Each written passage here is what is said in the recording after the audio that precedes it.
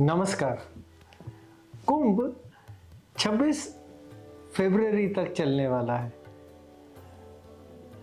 और इस कुंभ को लेके बहुत सारी बातें हर जगह से सामने आ रही हैं कि बहुत भीड़ है और बहुत एक आम सी कहावत है कुंभ के मेले में खो जाना और वो सब कहानी किस्से जो हम हमेशा पिक्चरों में सुनते आए हैं।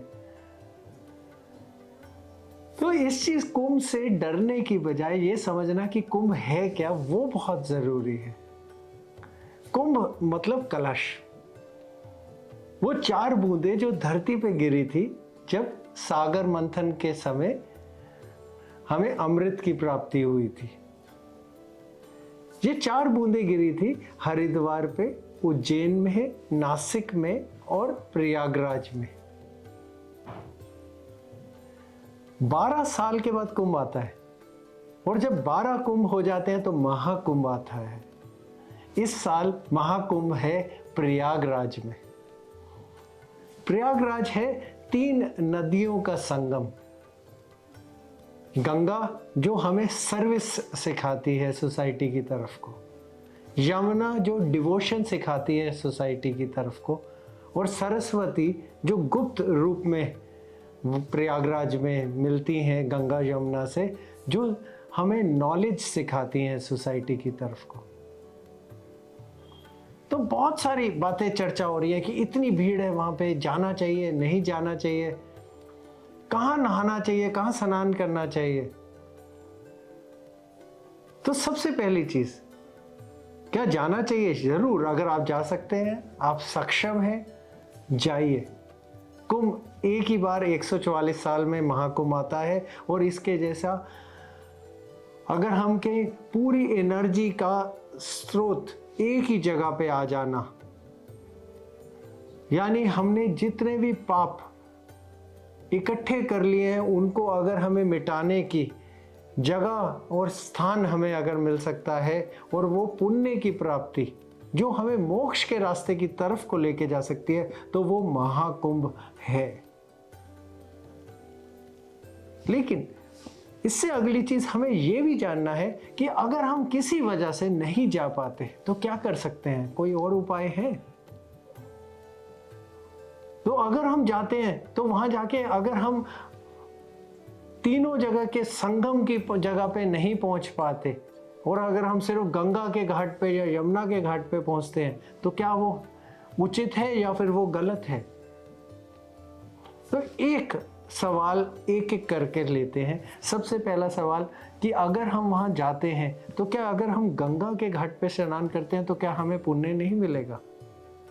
पक्का मिलेगा, क्योंकि अमृत महाकुंभ के समय पे तीनों नदियों के ऊपर में से बह रहा है, जिसमें गंगा भी है। आपको पुण्य मिलेगा। आप गंगा के घाट पे स्नान कर लीजिए तब भी पुण्य मिलेगा प्रयागराज में। आप यमुना के घाट पे स्नान कर लीजिए या संगम में कर लीजिए, आपको तीनों जगह मिलेगा। भीड़ के साथ वहां पे एक साथ भगदड़ मचाने की कोई जरूरत नहीं है, आपको फिर भी बराबर पुण्य मिलेगा। दूसरा सवाल, अगर हम नहीं जा पाते, तो अगर आप नहीं जा पाते, वहां से आप जल मंगा लीजिए। कोई ना कोई आपका जानने वाला वहां जा रहा होगा, कोई रिश्तेदार, कोई दोस्त, तो वो अगर आपके लिए वहां से जल ले आते हैं और उस जल से भी आप अगर स्नान करते हैं, तो ये वही जल है जिसके अंदर से अमृत बह रहा है महाकुंभ के समय पे।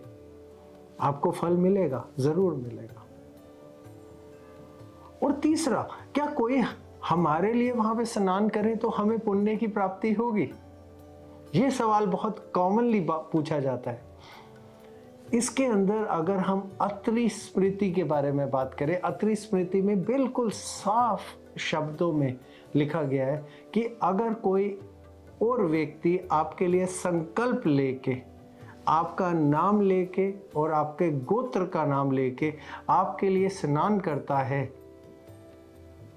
तो उसका 1/8 फल आपको भी प्राप्त होता है। तो कोई अगर आपके लिए संकल्प लेके स्नान करने को तैयार है तो आपको फल मिलेगा। तो अगर आपके माता पिता नहीं जा पा रहे या कोई बीमार है घर में, वो नहीं जा पा रहा, और अगर आप उनके लिए स्नान करते हैं प्रयागराज में महाकुंभ के टाइम पे, तो उन्हें भी फल मिलेगा इस महाकुंभ का। तो आप सबसे एक ही चीज के ऊपर याचना है कि लाइक आप बहुत ज्यादा उत्तेजित मत होइए कि हम नहीं जा पा रहे, या फिर कोई खास शाही स्नान के दिन ही हमें स्नान करना है, या करोड़ों के हिसाब से हमें जाके सिर्फ संगम के ऊपर ही स्नान करना है। ये सब चीजों की गलत धारणाओं में मत जाइए। कुंभ का मतलब है अमृत का वहां पे बहना, फ्लो होना। महाकुंभ का मतलब है पूरी शक्तियों का एक ही जगह पे अर्चित होना और पूरे सभी की विश्वास आस्था का एक ही स्थान प्रयागराज में पहुंचना।